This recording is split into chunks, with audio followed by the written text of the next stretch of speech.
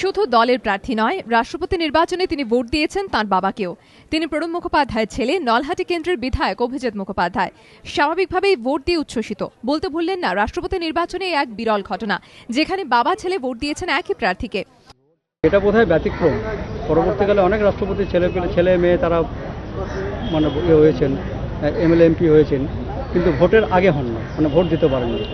এটা ব্যতিক্রম আমি বলছি এই জন্যই, যেটুকু আমার কাছে খবর আছে যে এই ভোটে যিনি রাষ্ট্রপতি প্রার্থী হচ্ছেন তিনিও মেম্বার, লোকসভার মেম্বার, আর তার ডাইরেক্ট ডেসেন্ডেন্ট ছেলে হিসেবে আমিও একটা বিধানসভার মেম্বার পশ্চিমবঙ্গ থেকে। দুজনেই আমরা একই ব্যক্তিকে ভোট দিচ্ছি। অঙ্কের বিচারে প্রণব মুখোপাধ্যায় তার প্রতিদ্বন্দ্বী থেকে অনেকটাই এগিয়ে। এদিকে ভোটের দিন থেকেই জয় যাপনের পরিকল্পনা শুরু করে দিয়েছেন ছেলে অভিজিৎ। বললেন, প্রণব জিতলে প্রত্যেক সাংসদ বিধায়ককে ধন্যবাদ জানিয়ে চিঠি দেবেন যারা ভোটদানে বিরত তাদেরও।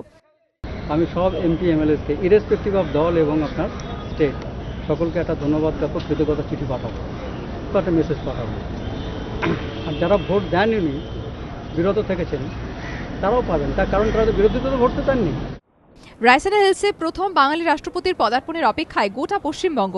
প্রহর গুনছে তাঁর পরিবারও। অপেক্ষা এখন রবিবার ফল প্রকাশের। দীপক ঘোষের রিপোর্ট, এবিপি আনন্দ, কলকাতা।